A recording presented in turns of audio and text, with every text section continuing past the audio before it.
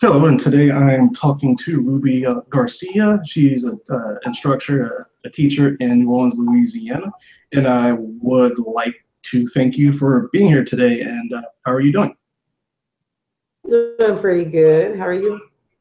I'm doing pretty good. And for those who are not aware of you yet, you have you have a huge following on Facebook. And before we get into why you started recording videos and speaking out about things that were important to you personally, can you tell us a little bit about your background?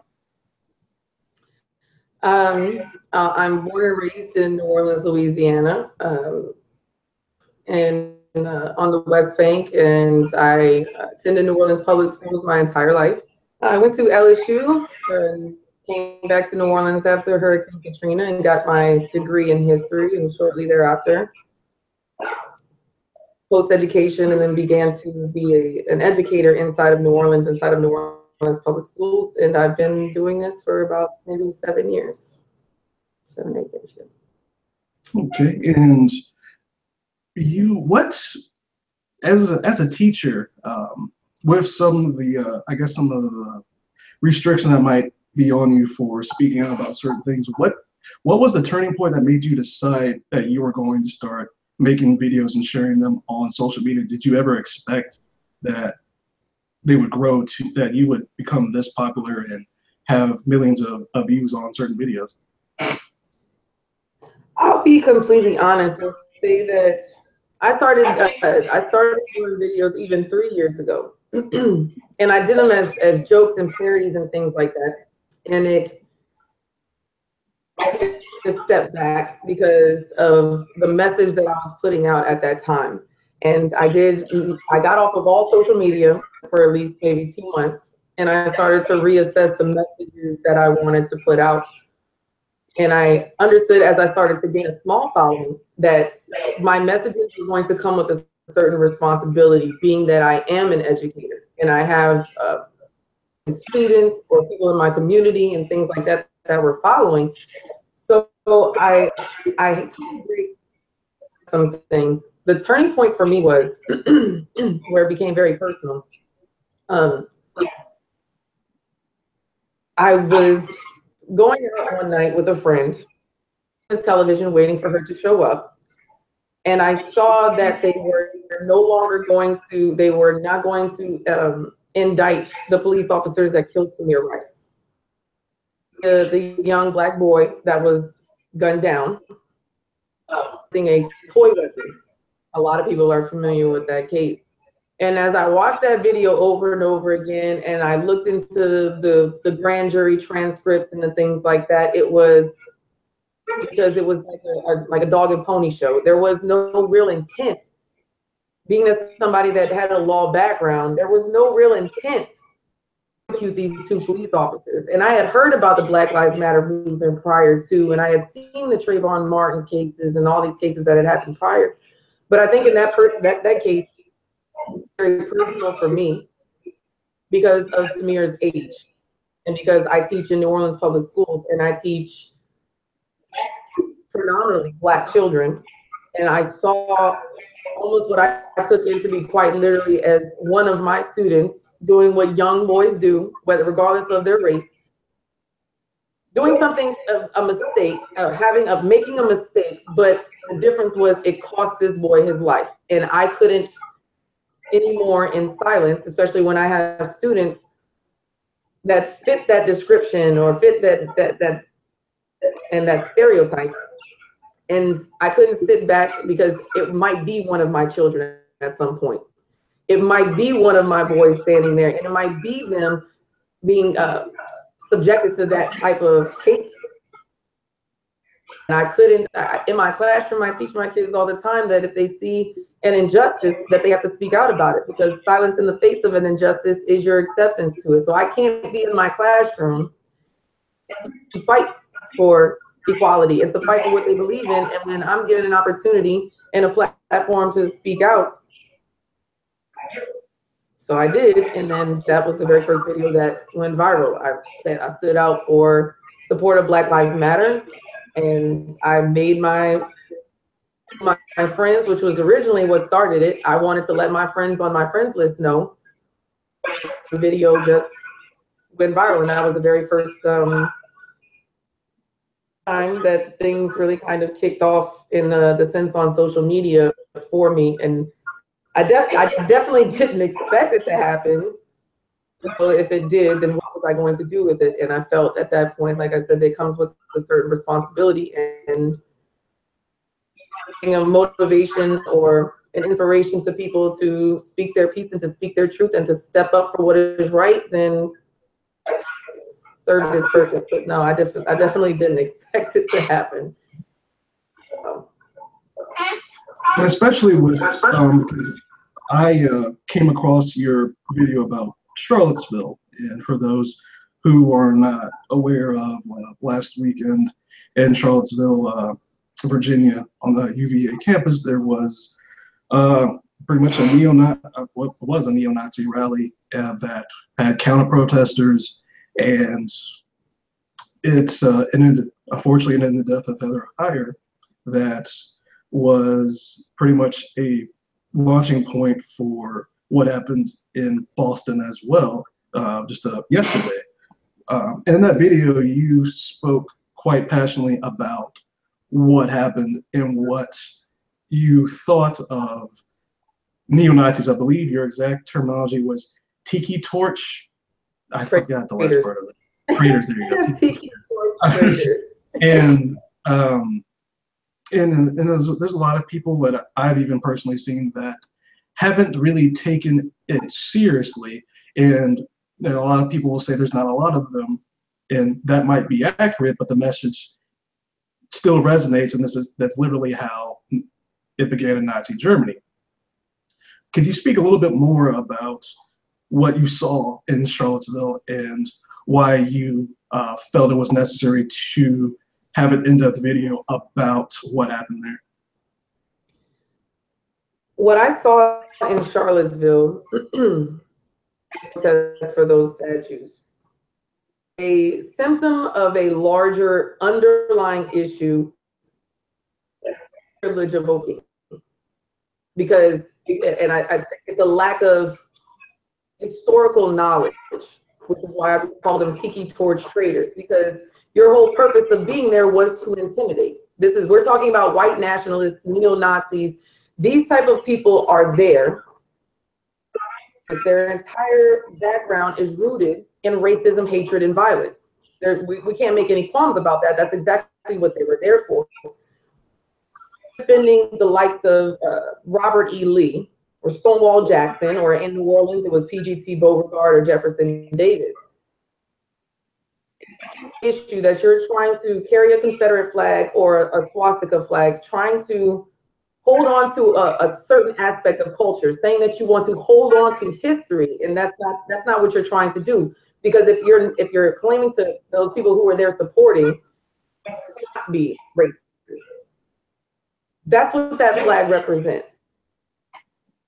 You're representing a culture of hatred, racism, and bigotry. That's exactly what you're doing.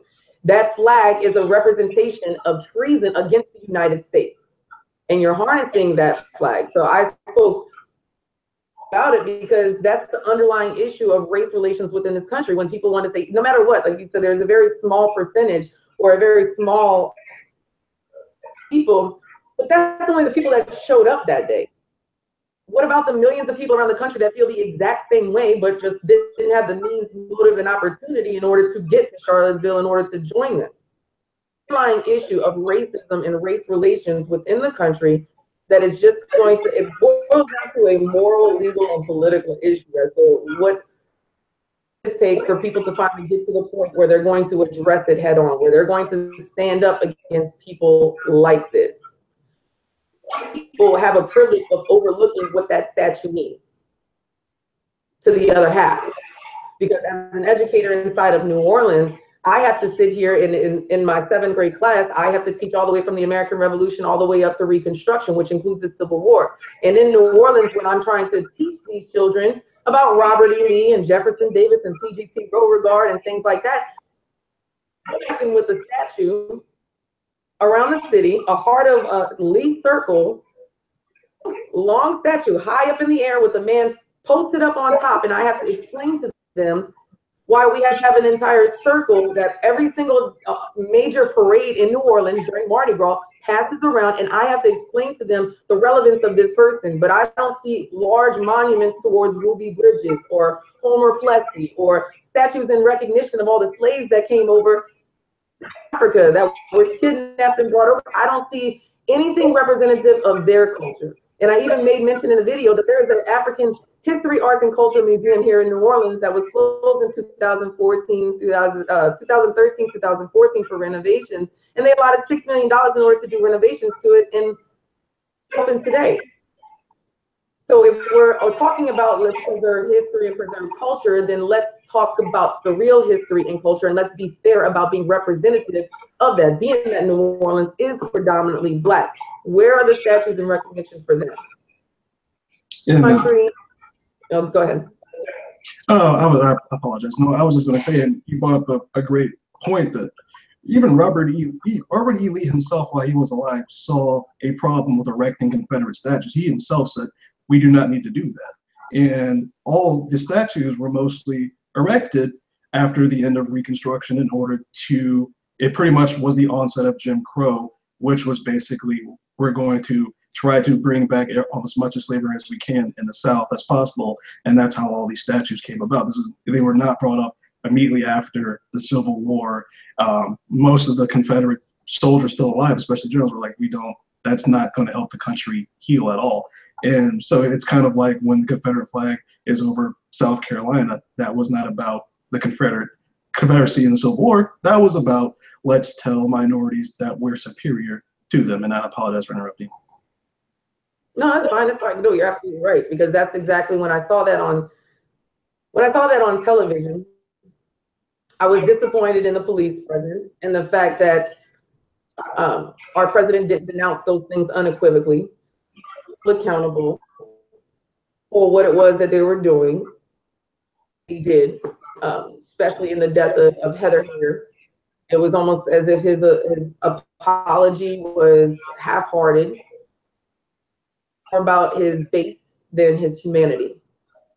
And I felt like that was a very, very sad thing. The purpose of those people being there promote their hatred and their racism and their violence. And somebody's life, somebody's mother and father lost their child that day.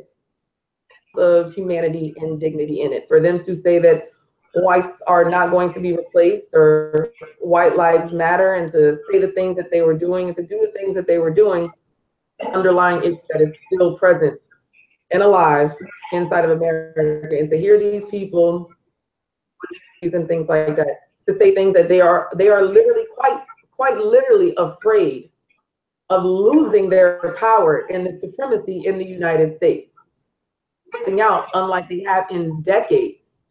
And they're doing what they're doing now, unlike they have in the previous years, because that now more than ever, they are afraid of their power and their influence. And I feel like with President Trump's response to things, now they're going to be even more emboldened, even more pushing towards these type of violent protests and outbursts. And the reasons why I feel at this point, like even more now, I need to speak out more, because in order to silence that hate, love has to speak louder, come out in full force against it. And that's really the only way that those things will ever come to an end. You have to meet that. One of my favorite quotes by Martin Luther King, speaking about hate, hate cannot drive out hate, or returning hate for hate only promotes hate, adding a darkness that is already devoid of stars. Darkness cannot drive out darkness, only light can do that. The only way in order to stop those things is for good people to stand up and fight for it. Teachers, police officers, congressmen, garbage men, journalists, anybody, influence they have in order to enact change and to tell these people that these type of things are not going to be acceptable in our country, because they flags of the Confederacy and Nazis have no place on the streets in the United States. And there you caught a very important issue, and that's how the media reacts to these situations, because there's been a lot of talk from the Nazi circle. I don't really even like using alt-right because that's just a PC term. They're supposed to hate PC terms. They've been saying that, especially in Charlottesville, that the counter-protesters, Antifa, that they started violence, despite video evidence showing that that Friday night that the UVA students were attacked by the original onset of Nazis that came. And that's why I think it's extremely important to point out that people defending themselves against Nazism is not a moral equivalent to being a Nazi. That's certain things I've seen from people in the media. That's certain things I've seen from individuals I personally know, and that's just something I do, as you said, as a journalist. It's important to point out that those two are definitely not the same. And as you said, in Boston, I believe I've read that as many as 40,000 Bostonians came out in support of what you said, love, that there were the counter protesters there. There was about 1,000 counter protesters for every free speech rally individual came, which is a lot of them had attachments to Nazis and individuals that preach hate. So that's definitely something I felt that is a good starting point for America itself. Just come out, stand for a couple of hours, and don't start situations with the police, and just use your free speech, and you'll be louder, because there are a lot more of those against Nazis in this country that are in support of Nazis, and I think that's something is quite important. But then that also brings up a question, like, when you're educating students and these type of things are happening in the country, what, as a teacher, do you feel is appropriate for you to say, and what do you feel that you're obligated to say? That's a big thing that I have to face inside of my classroom on a daily basis, because I understand what I look like and I understand what I am. I'm very much a white woman. I understand that I'm teaching in a predominantly Black school. I'm very cautious about what I teach in the classroom as far as situations like this, but it's relevant to them and they want to talk to me about it. That I find is that I want them to not judge a book by its cover, for them to be able to trust white people. Things like this on the TV screen, it's very hard for them to see a bigger picture, especially at their age. That, yes, I want you to give people the benefit of the doubt, but you also have to be aware that every person that looks like me isn't going to think like me. I'm cautious about that. But one of the, even going further than that, when people question about because of my videos and the things that I say on social media, inside of my classroom, to the degree that it's not my job to teach my children what to think, them how to think. So I don't offer my own personal opinions in the classroom. I present evidence. I let them research evidence. I let them go through and pull out things from various sources, and then I let them debate it amongst each other in an open, free, respectful to one another. You will not have everybody in this room agree with one another. That's actually one of the biggest things that is affecting this country: a lack of education, a lack of respect for people who offer opinions that are differing than your own. A safe space where they can sit there and talk about the things that matter to them, and do it in such a way that they're going to be respected, even if they have differing of opinions. Some students are on different sides of the coin on Black Lives Matter. I have some students that look at President Trump and it's their own. That's your opinion and you're entitled to it. My opinion once I walk into my classroom is completely 100% irrelevant. Because like I said, it's not my job to teach you what to think, it's to teach you how to think. Think of whatever you want to. Support your opinion with facts on why you feel that way. Tolerance and a patience and an understanding for people that are going to think differently than you. If more people in this country could operate under pace, we would be more progressive in our country and in our government. It's just unfortunately not the current state of affairs. And especially you're teaching around 11, 12-year-olds, 12, 13-year-olds, 7th graders? 12, 13, 14 middle school kids.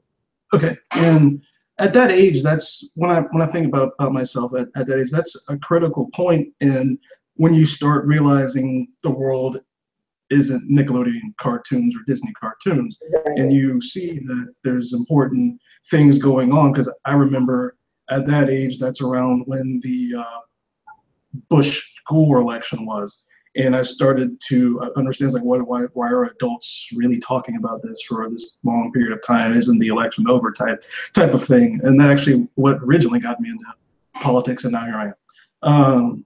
And that's something. And so when there's students at that age, and unfortunately, in our current state of affairs, there are numerous children who are not in situations where when they go home, their parents are teaching them that yes, facts matter, or we need to how to think. That's actually a huge tenet. That's what I say I learned in philosophy is not necessarily the core of the different types of philosophical ideas. It's I learned how to think and use logic and analyze things without inserting my personal emotion. So when you have like a student who is conflicted about something, how do you help them and show them that this is a factual statement, even if might be in disagreement with their own parents who are saying something that isn't true? What is the line for an educator there, especially keeping up with what's going on in the country right now when it comes to Nazis in the streets and what Confederate statues mean and when they were erected and all these things? Like where does the line? I guess what line do you not feel comfortable crossing in the classroom? There are certain things that are historical facts, and in a generation of alternative facts, I find that within history, alternative facts plays absolutely no role. Two weathermen could debate the way the weather will be tomorrow about what the weather was like the previous day because it's factual. It just happened, correct? Right. So when we're studying, you can have revisionist history and things like that, but facts are real facts. It might go against what there is going to be at some point. And myself, even growing up, I had a confliction with my parents on certain things that I was told by them and certain things that I would learn in school. But this is a critical point, and you're absolutely right, in middle school where they're coming to that point in their life where they have to start thinking for themselves because there are a few short years of society expecting them to have all the answers, of society expecting them to be an adult and be able to think like an adult, act like an adult, behave like an adult, to be under their parents' roof and under their parents' way of thinking for the rest of their life. Where they need to start deciding their things for themselves, what their character is going to be like. What are they going to believe in, internalize? Because I tell them all the time, I said, there's no bunk beds in a coffin. You came here alone, you're going to die alone. So the only people that you have to work with is yourself. Because eventually, unfortunately, just the way that the way that life goes in the circle of life, your parents won't always necessarily be there for yourself. Because everybody else is already taken in the world. Learn to think. You're purposely unique. Learn to think for things for yourself. That parents have their own biases and come from their own backgrounds. And I guess I'm just the type of person that I'm very understanding of that. I understand that I'm not going to be able to change anybody else's heart or change anybody else's history or fix everything in the world. My job is to literally present things, teach my kids how to think, support them in whatever way that I possibly can. Understand that my role as an educator really only goes so far. It is a very fine line. To parents, in order to be successful, if what you and I want is the exact same thing, this is the success of your child, to be a fully well-rounded participant in society. Same page at that, then we need to come to an understanding together. There is a trifecta in education. There's the student, there's the teacher, and then there's the parent, whoever is at home. The tripod won't stand without all three legs. So at some point we need to work together on this. And there's been several parents that say, well, I didn't even know those things. And I know that because there's a complete lack of education within the country, especially in the subjects that I teach within social studies. In the primary grades up until high school, because high school, you're mandated credits in order to graduate. Primary grades, you're not required to pass social studies to progress on into the next grade for state standards and on state tests. So social studies and science aren't necessarily subjects that are necessarily being taught. And when you get to high school, it's like, okay, we're going to read this chapter and going to take a test on it. They're not really getting into the heart of history in social studies and economics and personal finance. So there's plenty of things that I know that these parents in the neighborhoods that I've taught in, they're not getting a fair education and an equal education. They're not getting the things, and they haven't even heard about these things. So they might get defensive, or they might say, you know what, I had no idea. And my child is coming home and teaching me things that I never even necessarily knew. But I try to rationalize it to my parents that I'm not trying to ingrain anything in your child. I'm not trying to go against anything that you're teaching them at home. I'm literally teaching them the things that they need to know on a factual basis. Government, civics, their right to vote, their right to peacefully protest, holding office, writing their congressman, things of this nature. I'm not trying to coerce them, and I'm not trying to make them think the way that I think. I'm trying to teach them how to be individuals and think for themselves. So it is a very fine line, and I have seen educators that push their own personal beliefs, and it's extremely dangerous in the classroom, because they will be afflicted throughout their adult life, especially when they get into high school and they get into college. To think and in a negative way to a certain extent, and to be so polarized on certain subjects instead of trying to find a medium with people. Yeah. And yeah, that's what was eloquently put, and I can tell that that's something extremely passionate to you. And what made you get involved in teaching in the first place? I didn't have my own the best upbringing myself. I have a very large family, and if it wasn't for the educators and the teachers that I had that were very patient and understanding, tolerant of the heck that I gave them on a regular basis, I probably would have never made it. And then when I got into, I was in college, and then Hurricane Katrina happened. My city, which is completely destroyed, and I'm seeing response from the federal government, and I'm seeing the gentrification of in my city, and I'm seeing the ups, ill prepared. It made me upset, and even though I was only 19, I want to say at the time, extremely upset by the circumstances after Hurricane Katrina. So I was intended to do law school, and then I had a history professor that got me to take extra classes on history, being that I was doing law school. Fell in love with it. And then I started doing student teaching, and I saw then the lack of social studies skills that are being taught in public education. And at that point, I tested to become a teacher, and I refused to teach anything else other than social studies, because these are the things in order to society, these are the things that these people, citizens within this country, need to know more than anything. You require citizens of that, or people that want to immigrate to the United States and to become citizens, you require them to pass a test for civics or and government and basic U.S. history and things like that, and their knowledge of it. But yet you don't require that same subject to be passed in elementary schools or on state standard and tests. Any sense unless make sure that those receiving public education, vastly minorities and poor whites, don't understand the power structure of the United States and don't understand their right to vote or the fact that they can hold office and the fact that they can make a positive change.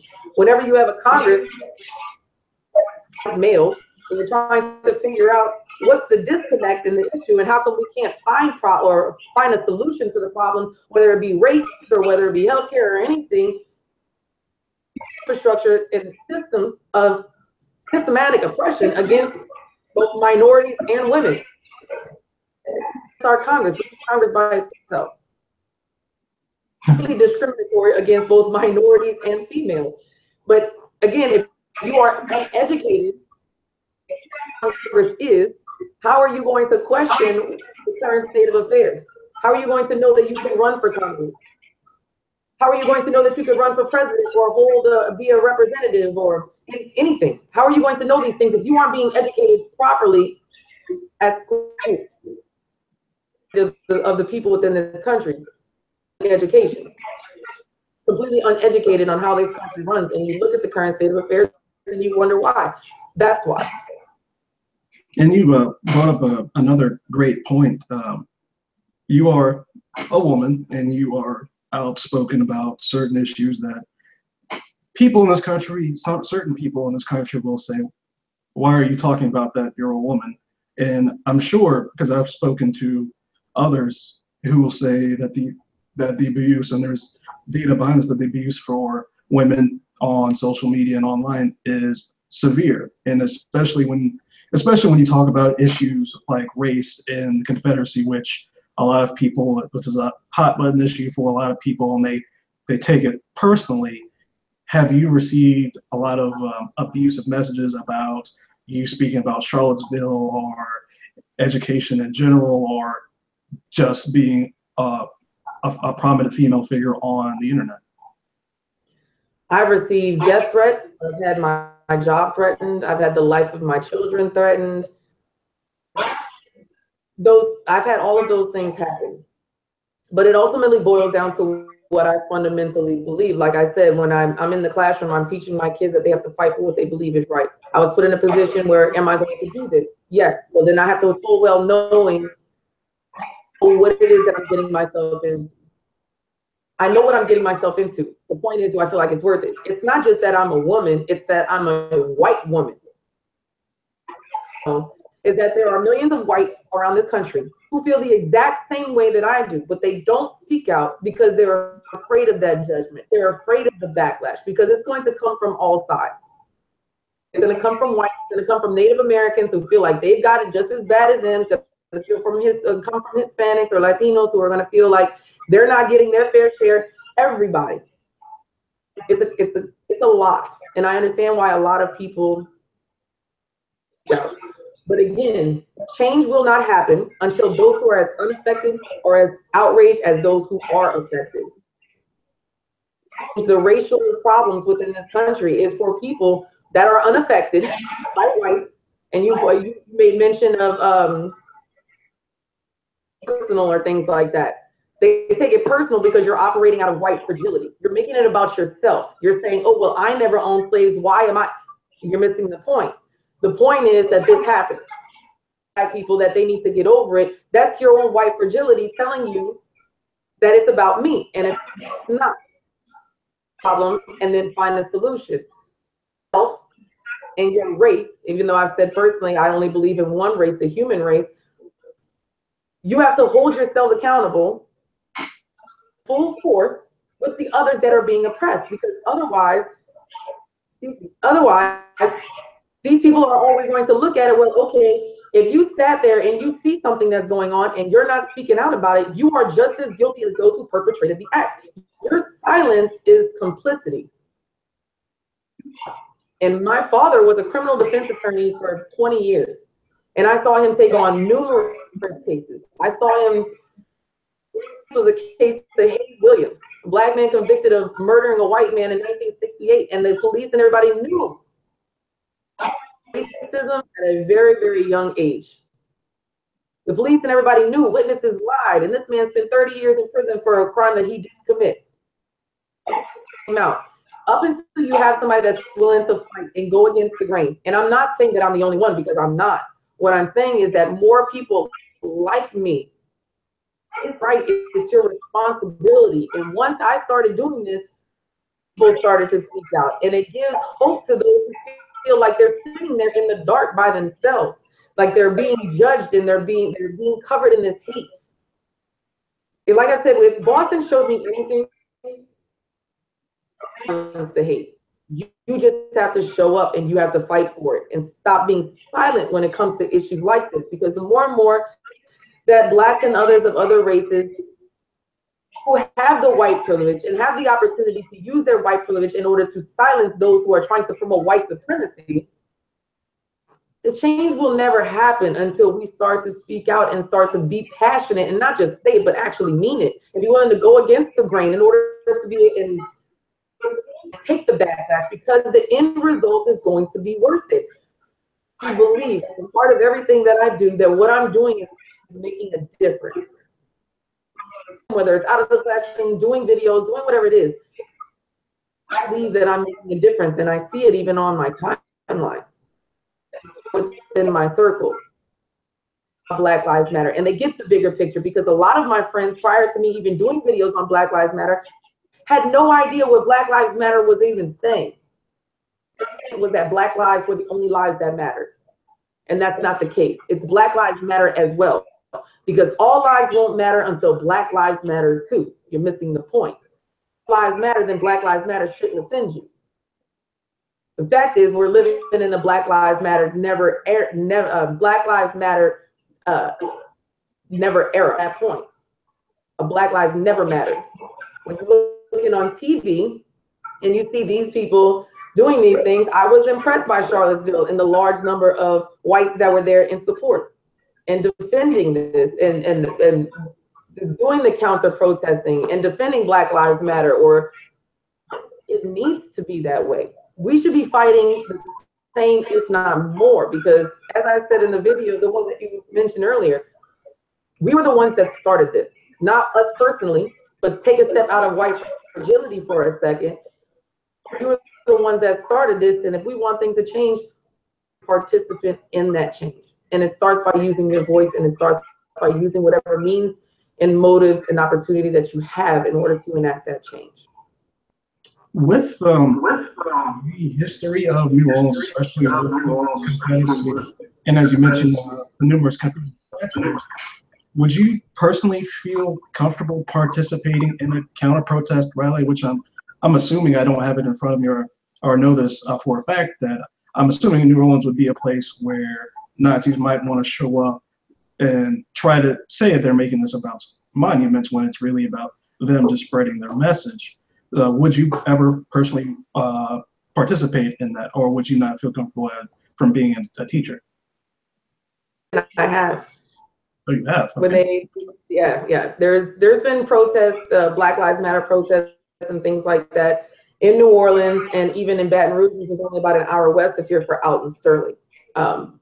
There's been several around Louisiana in between Baton Rouge and New Orleans that I participated in.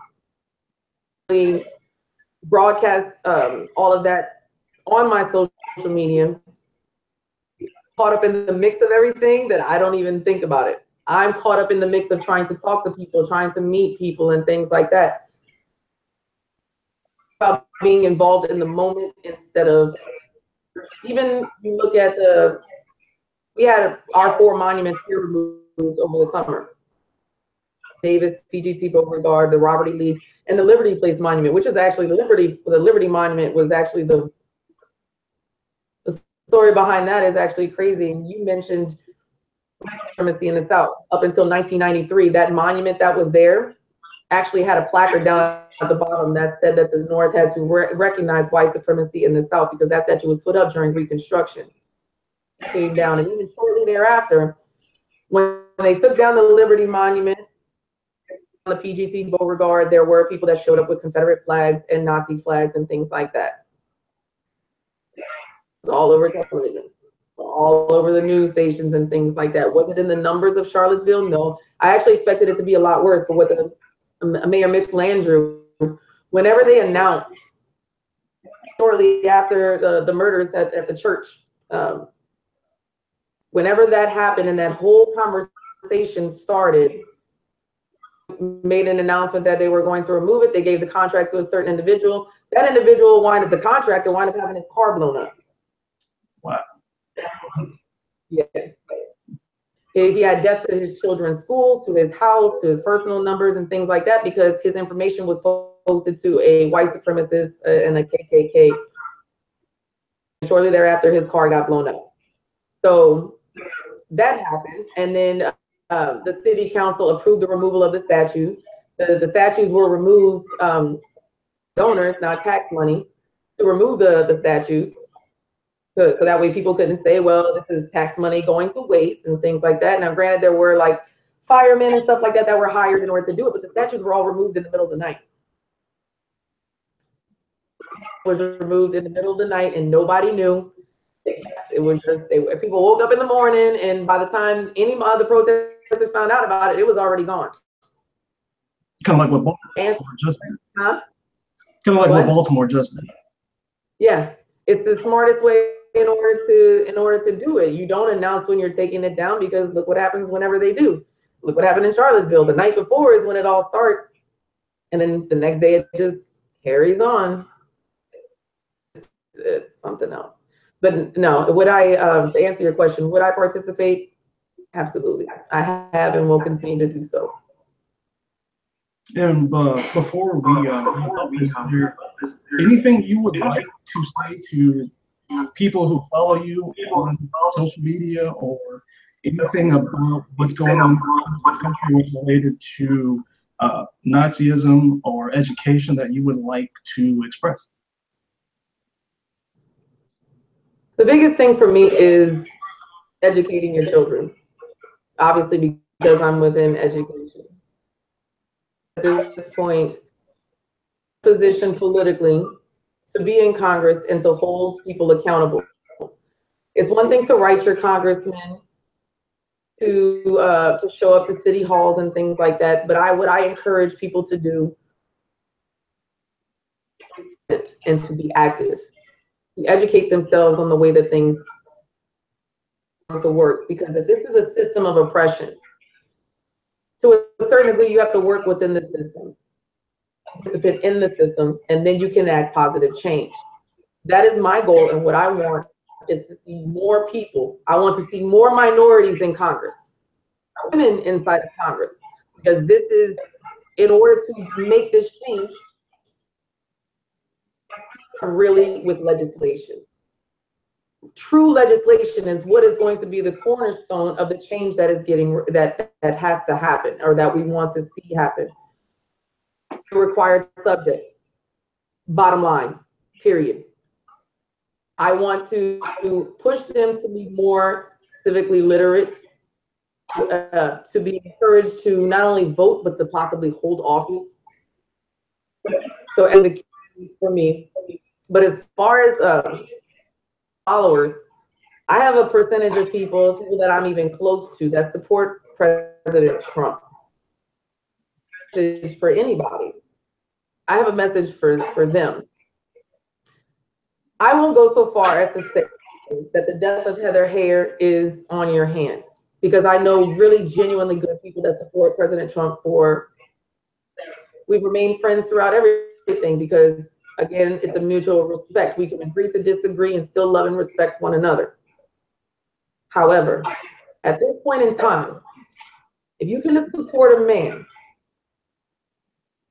that promotes racism, hatred, violence, bigotry, all of these things from this point forward, those reasons, then what has transpired within the last 7 days, not even 7 days, that is greater than whatever happens from this point forward. Because you're going to continuing to support an individual who wants to embolden these people to continue doing these type of things. These people by saying that, oh, these are fine people. These are not fine people that want to show up in tactical gear and shields and guns and things like that. Because if the roles were reversed, that crowd, I highly doubt that the situation would have transpired the exact same way. And I'm under no false perception as to what I'm saying right now. I'm well aware of what I look like and what I'm saying. And I'm a very firm believer, and anybody who knows me personally or follows me, is the way that I see them, and I shoot straight from the hip. So with that being said, people out. I'm putting you on a point where I'm not holding just the president accountable. I'm holding those who support the president accountable for his actions.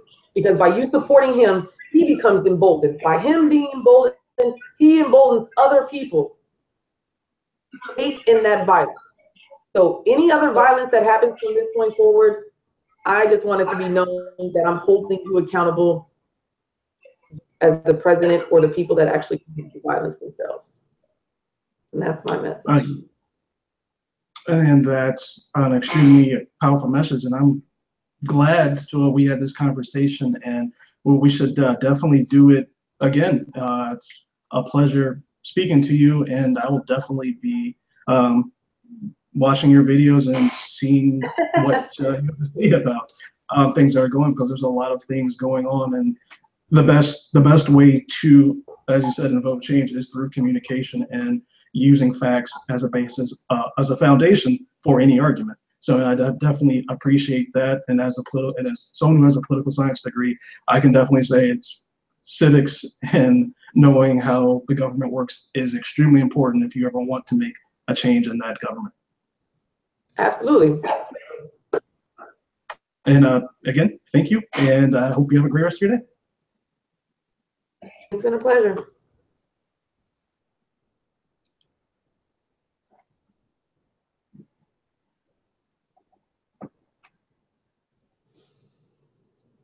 Hmm.